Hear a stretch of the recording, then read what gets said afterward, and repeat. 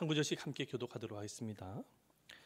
요셉이 이끌려 애굽에 내려가매 바로의 신하 친위대장 애굽 사람 보디발이 그를 그리로 데려간 이스마엘 사람의 손에서 요셉을 사니라.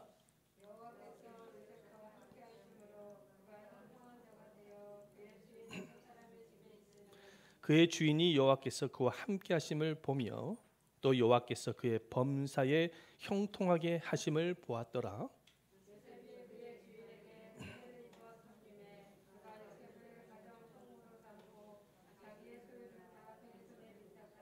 그가 요셉에게 자기의 집과 그의 모든 소유물을 주관하게 한 때부터 여호와께서 요셉을 위하여 그 애굽 사람의 집에 복을 내리심으로 여호와의 복이 그의 집과 밭에 있는 모든 소유에 미친지라.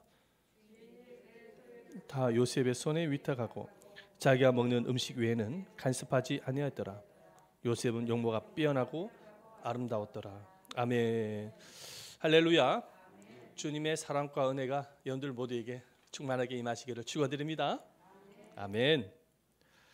어떤 두 형제가 살고 있었습니다. 근데 동생이 성경을 읽다가 형에게 이렇게 질문을 합니다. 형, 성경에 보니까 형통이라는 단어가 나오는데 형통이 뭐야? 그렇게 질문을 하니까 형이 하는 말이 형통이라는 것은 무슨 일이든지 형을 통해서 해야만 잘 되는 거야. 그렇게 말해 줬다고 합니다. 그 말을 탁 듣더니 동생이 피식 웃으면서 아니 그게 말도 되지 않는 소리를 왜 그렇게 찌끄리는 거야? 어떻게 형을 통해서 형통이 되어지는 거야? 하나님을 통해서 형통이 되어지는 거지 말도 되지 않는 소리야. 그러면서 형을 통해서 되어지는 것은 불통이야, 불통. 그렇게 말해 줬다고 합니다. 여러분, 형통이 무엇일까요? 국어사전을 찾아보니까 형통이라는 것은 모든 일이 뜻대로 잘 되어지는 것이라고 기록을 하고 있습니다. 그러나 실제로 우리 인생을 돌아보면은 여러분 모든 일이 뜻대로 잘 되어지던가요? 여러분 이 세상에는 모든 일이 뜻대로 되어지는 사람은 한 사람도 없습니다. 그 이유가 뭐냐면 우리는 다 죄인이고 타락한 세상에서 불완전한 세상에서 살고 있기 때문입니다. 그래서 성경은 하나님께서 우리 인생에게 형통한 날과 공고한 날 두 날을 병행해서 주었다고 말씀하고 있습니다. 우리 말씀을 한번 보겠습니다. 전도서 7장 14절 말씀이죠. 함께 읽어보도록 하겠습니다. 시작. 형통한 날에는 기뻐하고 공고한 날에는 되돌아보아라. 이 두 가지를 하나님이 병행하게 하사 사람이 그 장래일을 능히 헤아려 알지 못하게 하셨느니라. 아멘. 형통한 날과 공고한 날 두 가지를 병행해서 하나님이 주셨다라는 것입니다. 그래서 우리가 인생을 살다 보면은요, 건강할 때가 있고 병이 들 때가 있고 기쁠 때도 있지만 슬플 때도 있고 부유할 때도 있지만 가난할 때도 있고 평안할 때도 있지만 시련 속에 있을 때도 있고 성공할 때도 있지만 실패할 때도 있는 것입니다. 이게 바로 우리들의 인생인 것이죠. 자, 그렇다면 성경에서 말씀하고 있는 형통이라는 것은 도대체 무슨 의미를 가지고 있는 것일까요? 우리는 형통이라는 단어를 바라볼 때 우리가 성경적으로 우리가 그것을 의미를 깨달아야 되는 것이죠. 성경에는 보니까 형통이라는 단어가 68번 나옵니다. 상당히 많이 나오죠. 68번이나 나오는 것입니다.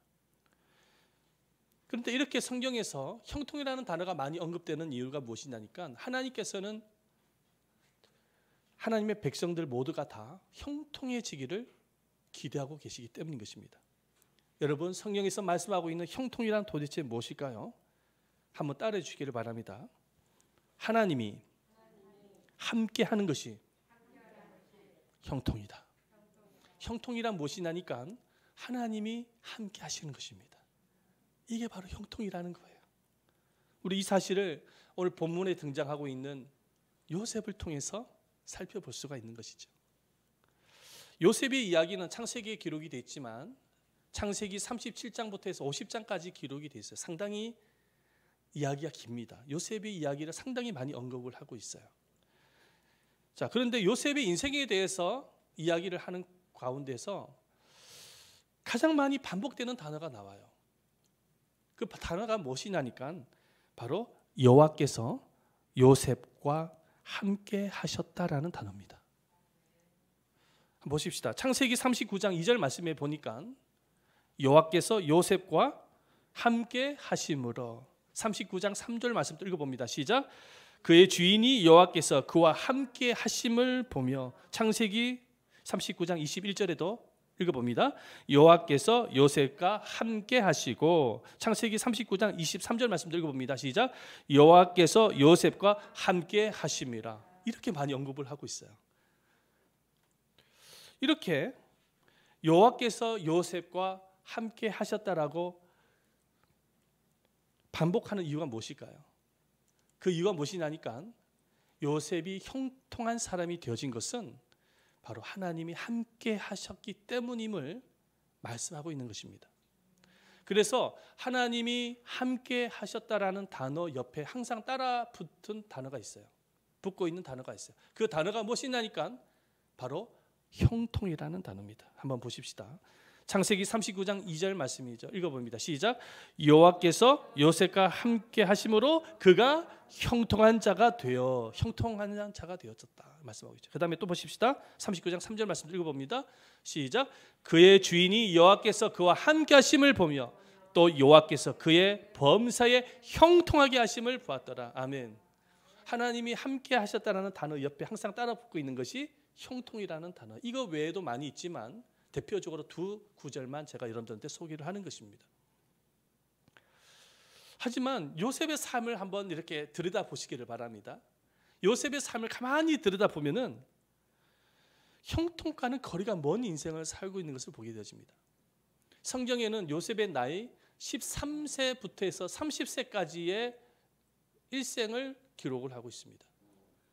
자, 그런데 요셉이 13세부터 30세까지의 그 일생을 가만히 보면은 요셉의 전체적인 인생 가운데서 가장 힘들고 가장 공고하고 어려웠던 때가 언제냐니까 바로 13세부터 해서 30세까지입니다.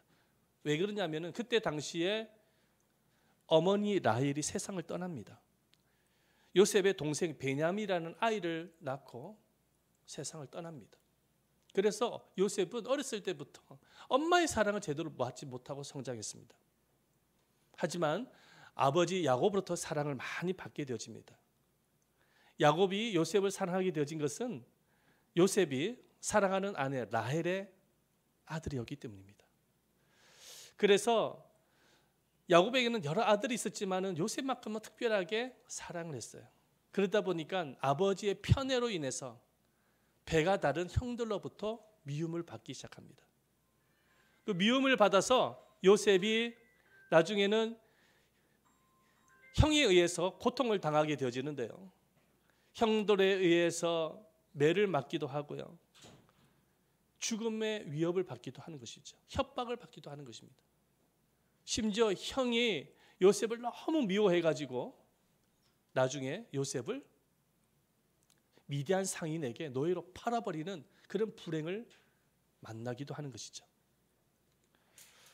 여러분, 노예의 삶이 어떤 삶인지 잘 아시죠? 그때 당시에 노예는 사람이 아니었어요. 짐승이었어요. 짐승.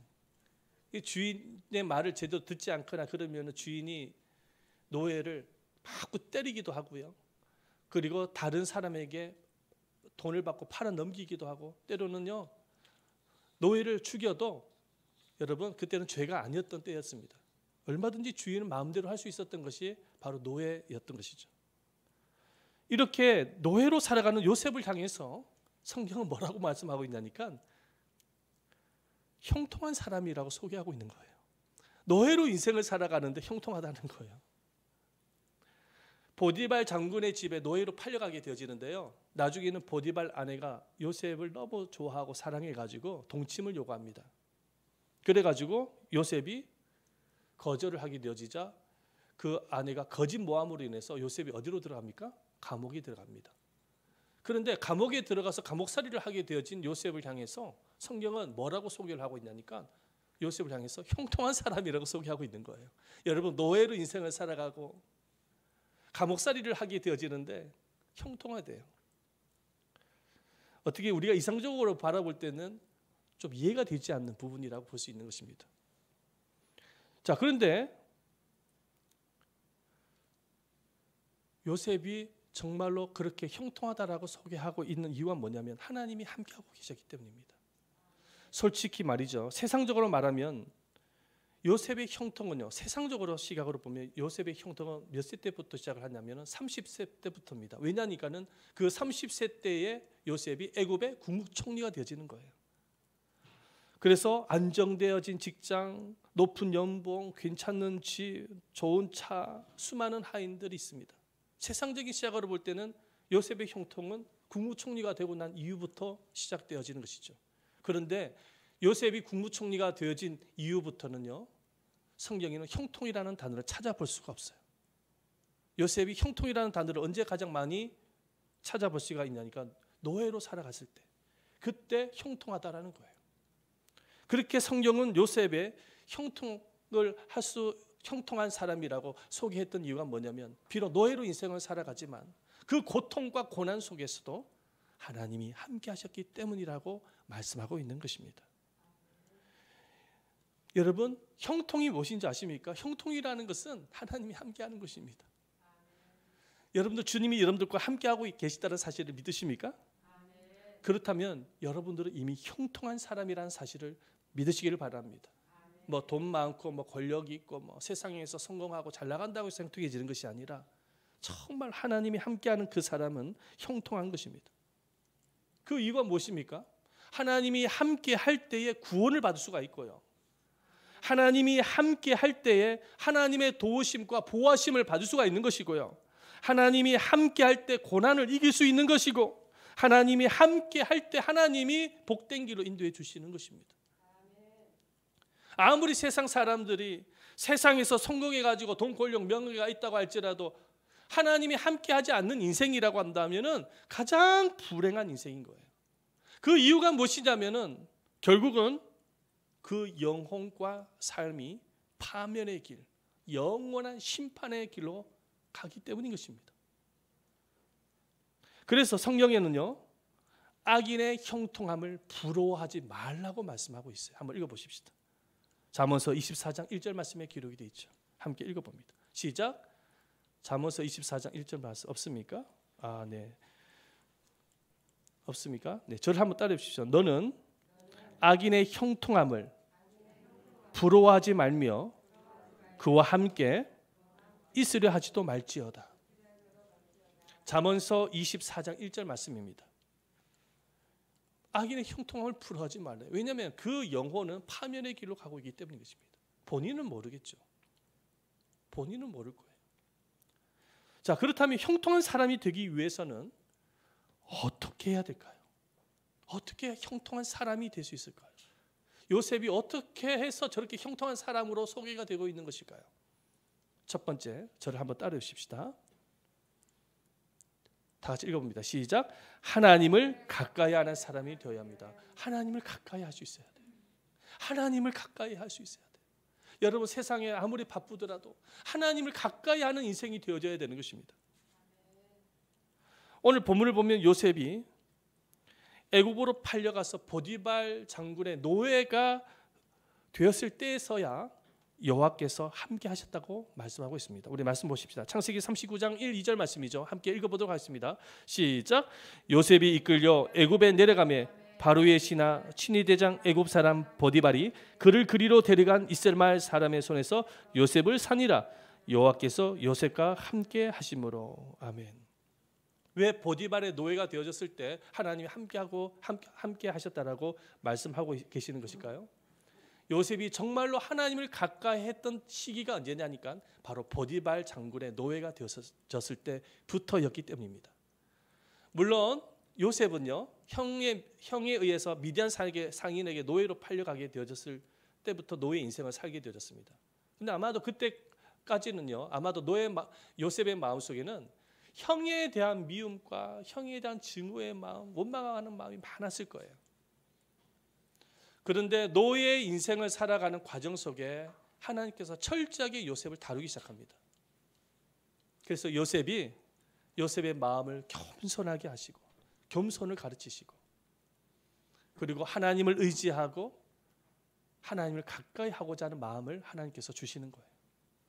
그리고 보디발 장군의 노예가 되어졌을 때에서야 요셉은 하나님을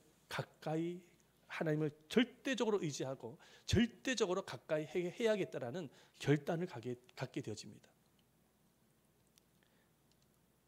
사람들이 언제 주님을 가장 가까이 하는지 아십니까? 바로 고난을 만났을 때죠. 고난을 만났을 때 하나님을 가장 가까이 하는 거예요. 저는 하나님을 가까이 하는 법을 언제 배웠냐면은 군생활을 통해서 군생활을 할 때 하나님을 가까이 하는 법을 배웠습니다. 왜냐하면 군생활이 참 많이 힘들었거든요, 사실은. 군생활을 하는 가운데 교회를 다닌다는 이유로 고참 선배들로부터 맞은 적도 있어요. 악바리 고참으로부터 억울하게 이유도 말도 되지 않는 일로 인해서 억울한 일을 당한 적이 한두 번이 아닙니다. 그랬을 때에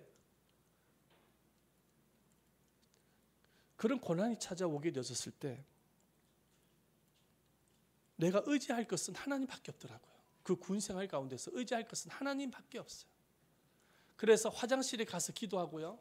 침대에 누워서 잠을 잘 때도 눈을 감고 하나님 앞에 기도하면서 하나님을 찾았습니다. 하나님 저를 불쌍히 여겨달라고.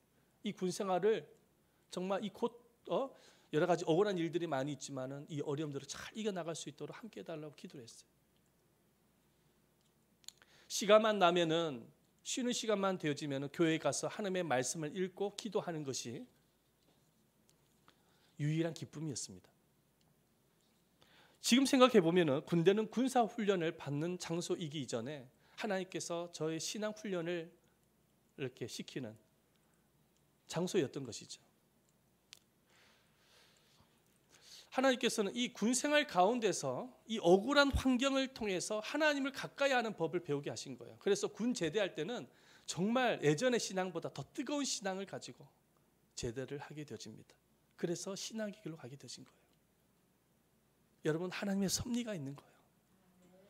우리 인생에 고난과 시련이 이렇게 찾아오게 되어지는 것은 우리를 하나님께 가까이 나아가도록 이끄시고자 하는 하나님의 섭리가 있다는 사실인 것입니다.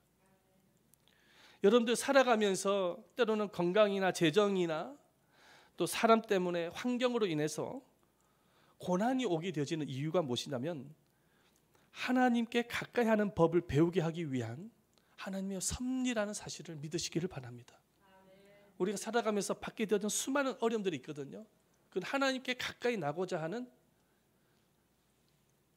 훈련을 시키고자 하는 하나님의 섭리가 있다는 것입니다. 그래서 고난이 오게 되어졌을 때 여러분, 우리가 할 수 있는 일이 뭐냐면 겸손한 마음으로 하나님 앞에 엎드리는 거예요. 겸손한 마음으로 하나님 앞에 가까이 나아가는 거예요. 요셉은 그랬을 거예요. 노예가 얼마나 힘듭니까? 노예 생활이. 의지할 것은 하나님밖에 없다라니까요. 주변을 살펴보시고 자기를 도와줄 수 있는 사람이 있는지 아무도 없잖아요. 요셉이 할 수 있는 일이 뭐겠어요? 노예 생활하면서 시간만 되면 하나님 앞에 엎드리는 거죠. 하나님 앞에 예배하는 것이고 말씀을 묵상하면서 하나님을 찾는 것 외에는 뭐가 있습니까? 그런데 그런 과정을 통해서 요셉은 철저하게 하나님을 의존하고 하나님께 가까이 가는 법을 배우게 되어진 것입니다. 이렇게 요셉이 하나님께 가까이 나아갔기 때문에 여러분, 하나님은 요셉과 함께 하셨던 것이고 결국은 형통의 길로 인도해 주신 것입니다. 잠언서 말씀에 이런 말씀이 있어요. 나를 간절히 찾는 자가 나를 만나게 되어질 것이다. 하나님을 간절히 찾는 자가 하나님을 만나게 되어지는 거예요. 하나님을 간절히 찾고 하나님께 함께하는 인생이 그래서 하나님의 인도하심을 받을 수 있는 거예요. 하나님을 가까이 하지도 아니하고 멀리하고 그냥 내 식대로 인생을 살아가는 이들을 하나님께서 어떻게 인도할 수 있겠습니까? 정말로 하나님께 가까이 할 때 하나님께서 인도해 주시는 사실을 믿으시기를 바랍니다. 자, 두 번째는요. 요셉이 형통한 사람이 될 수 있었던 두 번째 이유입니다. 다 같이 한번 읽어보도록 하겠습니다. 시작. 세상에 하나님의 영광을 나타내는 사람이었습니다. 하나님의 영광을 나타내는 인생을 살았던 거예요. 요셉은 두 가지로 하나님의 영광을 나타냈던 사람입니다. 첫 번째로 죄를 멀리 함으로써 하나님께 영광을 나타냅니다. 죄를 멀리 함으로써 하나님의 영광을 나타내요. 요셉은 상당히 매력적인 남자였나 봐요. 일도 잘하고 순종도 잘하고, 그래서 보디발 장군으로부터 인정을 받았지 않습니까? 그렇죠? 거기에다가 얼굴도 잘생겼어. 얼굴도 미남이에요. 키도 커. 거기에다가. 그러다 보니까 이 남자가 말이죠, 요셉이라는 남자가 너무 매력적인 거예요. 그러다 보니까 보디발 장군의 아내가 요셉의 매력에 푹 빠지고 맙니다.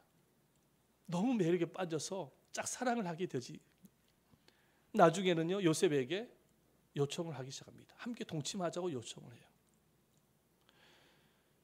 주인의 아내가 노예에게 그런 요청을 하게 되신다면 노예는 순종할 수밖에 없는 거예요. 그게 상식이에요. 왜냐하면 노예는 물건이었다니까요. 주인이 시키면 시킨 대로 할 수밖에 없는 물건이었습니다.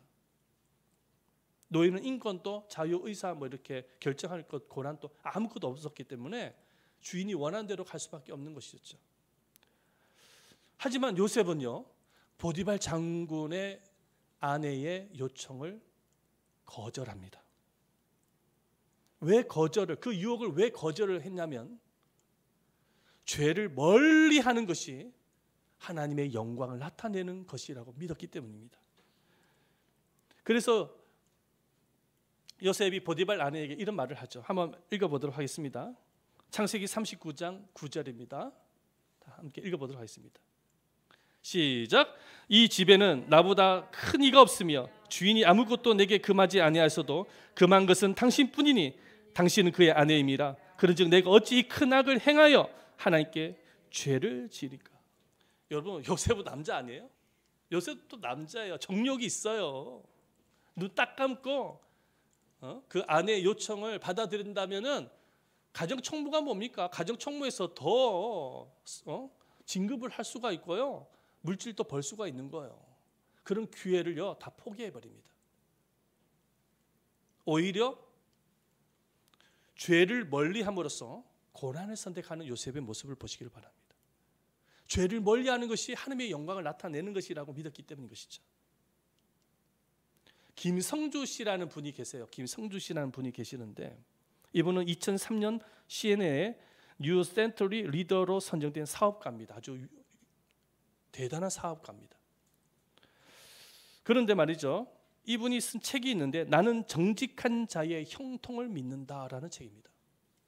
그 책의 내용을 보면 이런 내용이 기록이 돼 있어요. 자기 선배가 있는데 그 선배가 이 김성주 씨한테 와가지고 한국에서 성공할 수 있는 방법 3가지를 알려주겠다는 거예요. 그게 뭐냐니까 첫 번째 술을 잘 마셔야 한다. 두 번째, 거짓말을 잘 해야 된다. 세 번째, 흰 봉투를 잘 받쳐야 한다. 흰 봉투라는 것은 뇌물입니다. 이분이 무슨 사업을 했냐면은 면세점 사업을 했거든요. 근데 그 선배의 말을 딱 듣고 난 이후에 나는 그렇게 할 수 없다고 고백합니다. 왜냐하면 자기는 크리스찬이었기 때문에, 예수를 믿는 사람이었기 때문에 나는 절대로 그렇게 할 수 없다고 말합니다. 그리고 오로지 하나님 앞에서 정직한 방법으로 사업에 성공하겠다라고 결심을 하게 되십니다. 그런데 정말 이 선배가 시키는 대로 하지 않게 됐을 때 여러 가지 많은 어려움들이 찾아옵니다. 뇌물을 바치지 않으니까요, 면세점에서 이렇게 브랜드 이렇게 사업을 하는데 이 브랜드가 퇴출을 당하는 거예요. 퇴출을 당하는. 바이어를 만나서 도움을 요청을 해야 되는데 이 바이어가 오랫동안 3시간 동안 기다리게 하더니만 딱 만나는 주는 시간이 3분밖에 안 해요. 왜? 뇌물을 주지 않았기 때문에. 세관원들조차 물건이 안 왔다고 거짓 보고를 하게 되집니다. 그래서 그 책을 보면은요, 이렇게 이 정도 두꺼운데 이 정도 두꺼울 만큼이나 이 사람이 부당한 대우를 받게 되어져요. 그 이유는 딱 한 가지예요. 뭐냐면 거짓말을 안 하고 뇌물을 바치지 않았기 때문에 상당한 부당한 대우를 받는 것이죠.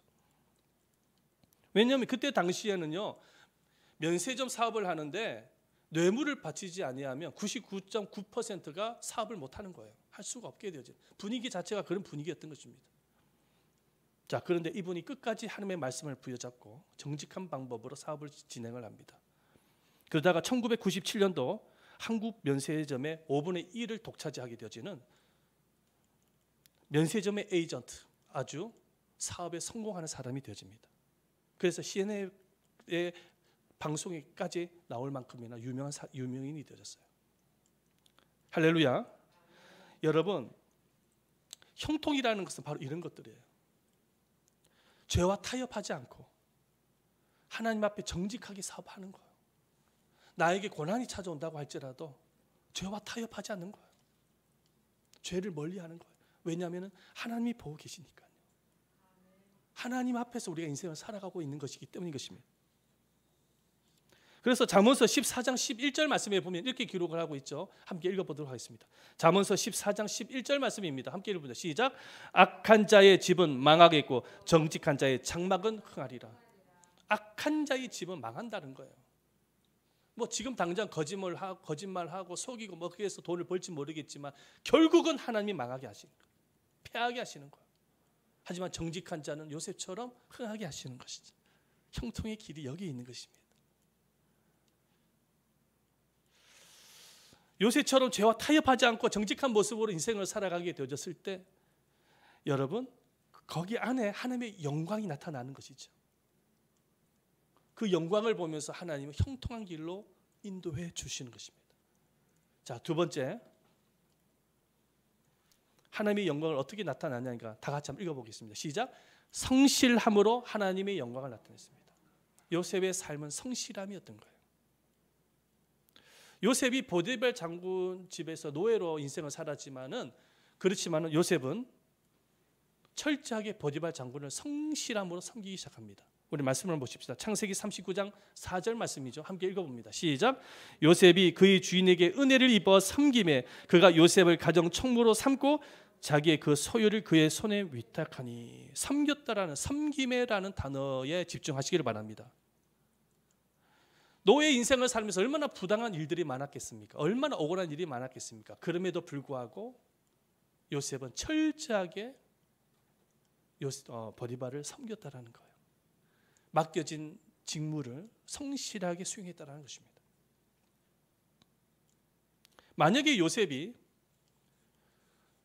주인의 눈치를 살살 살피면서 꾀를 부리고 안일함을 추구하고 제대로 일도 하지도 않고 그렇게 만약에 생활을 했다고 한다면은 요셉이 가정 총무로서 승진을 할 수 있었겠습니까? 그렇게 할 수가 없는 것이죠. 하지만 요셉은요, 자기에게 주어진 일은 보디발 장군이 자기에게 준 것이 아니라 하나님께서 맡겨주신 일로 생각한 거예요. 그래서 하나님 앞에서 이 일은 성실하게 해야 된다는 것, 정직하게 해야 된다는 것입니다. 그런 청지기가 있었던 거예요. 사랑하는 여러분, 여러분들이 사업을 하든 직장 일을 하든 학교에서 공부를 하든 가사 일을 하든 그 모든 것이 하나님의 일이라는 사실을 믿으시길 바랍니다. 하나님이 일을 하는 것입니다. 그 일을 통해서 하나님께서는 영광을 받기를 원하시는 거예요. 교회에서 봉사만 하는 것이 하나님의 일이 아니라 주의 종의 교회에서 사역만 하는 것이 하나님의 일이 아니라 여러분들이 하고 있는 그 모든 일들이 바로 하나님께서 여러분들에게 맡겨준 사명이라는 사실을 믿으시길 바랍니다. 성실하게 할 수 있어야 돼. 그래서 정직하고 성실하게 하나님이 맡겨주신 일이니까 요셉처럼 성실하게 일을 해야 되는 것입니다. 요셉이 이렇게 성실하게 일을 하니까는 보디발 장군으로부터 총애를 받기 시작하는 거예요. 그런데 총애를 받는 것으로 끝나지 않습니다. 보디발 장군은 요셉의 모습을 보면서 하나님의 함께하심을 보게 되집니다. 보십시다. 창세기 39장 3절 말씀이죠. 함께 읽어봅니다. 시작. 그의 주인이 여호와께서 그와 함께하심을 보며 함께하심을 봤다라는 거예요. 요셉의 모습을 통해서 하나님을 본 거예요. 요셉이 정직한 모습, 성실한 모습을 보면서 하나님을 본 거예요. 세상 사람들이 우리들이 볼 때에 우리의 모습을 볼 때 무엇을 보겠습니까? 우리의 정직한 모습, 성실한 모습을 보면서 하나님을 보도록 우리가 그 일을 해 나가야 되는 것입니다.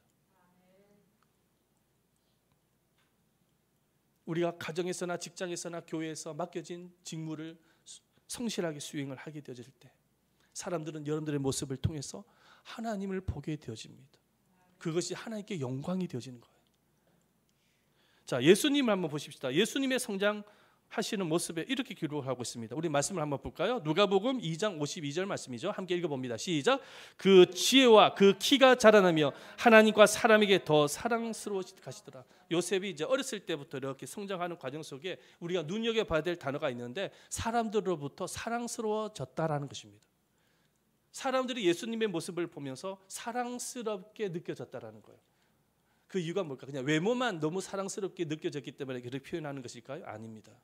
요셉은 성장하는 과정 속에 예수님이 성장하는 과정 속에 예수님의 그 착한 행실, 선한 행실, 그리고 그 성실한 모습을 보면서 사람들이 좋아했던 거예요.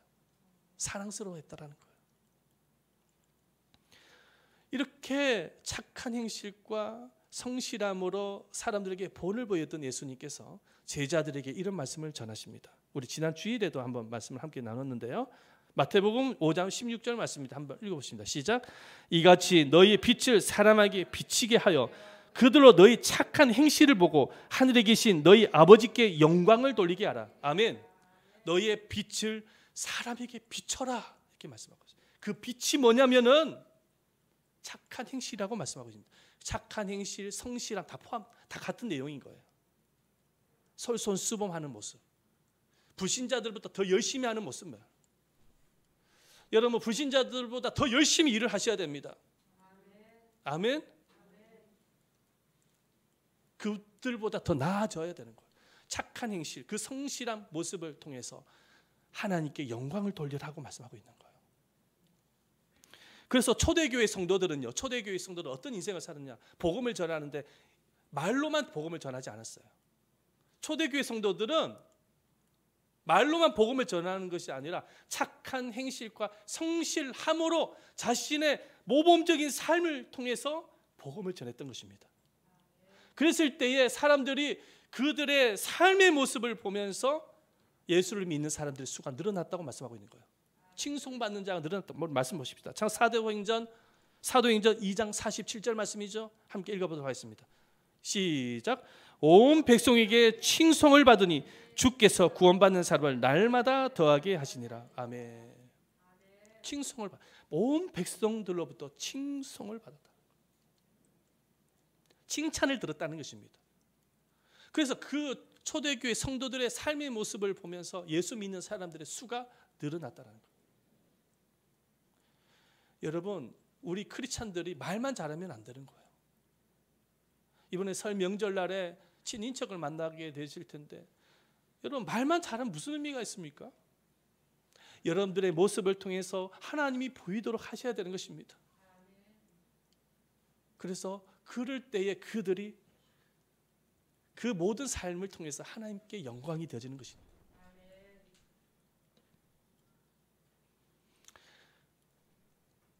그랬을 때 하나님께서 형통한 길로 인도해 주시는 것입니다. 바로 요셉은 이런 인생을 살게 되신 거예요. 하나님께서는 요셉뿐만 아니라 우리 모두가 형통한 사람이 되어지기를 원한다는 사실을 믿으시길 바랍니다. 그러나 그 형통한 인생이라는 것은 내가 노력하거나 아니면 내가 능력이 있어서 만들어지는 것이 결코 아닙니다. 하나님께서 함께 하실 때 하나님께서 주시는 은총인 것이죠.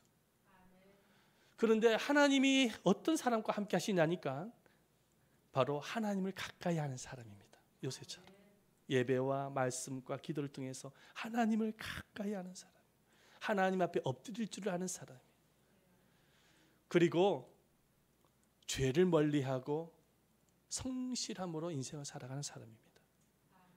그랬을 때에 하나님이 함께 하셔서 형통한 길로 인도해 주시는 것입니다. 여러분, 새해에는 정말 형통한 사람이 되시기를 예수님의 이름으로 축원드립니다.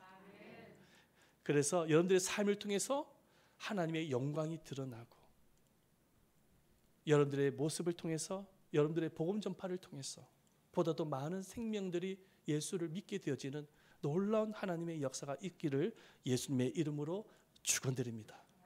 아멘. 우리 한번 이 시간에 함께 기도하도록 하겠습니다. 기도할 때에 하나님, 형통이 무엇인지를 알았습니다. 세상에서 성공하고 돈 많고 이게 형통이 아니라 하나님이 함께하는 그 자체가 형통임을 깨달았습니다. 형통한 인생을 살아가기 위해서 하나님을 더 가까이 하겠습니다. 그리고 죄를 멀리하고 하나님 앞에서 정직하고 성실하게 믿음의 삶을 살겠습니다. 하나님, 우리와 함께 해주시고 형통한 걸음으로 인생의 길로 인도해 주옵소서. 나의 모습을 통해서 하나님의 영광이 나타나게 하시고, 나의 모습을 통해서 내가 전하는 복음 전파를 통해서 우리 가족이, 우리 이웃이 예수를 믿게 하옵소서. 우리가 이 말씀을 생각을 하면서 간절한 마음으로 통성으로 기도하도록 하겠습니다. 다 같이 주여 삼창하며 기도하며 나가겠습니다.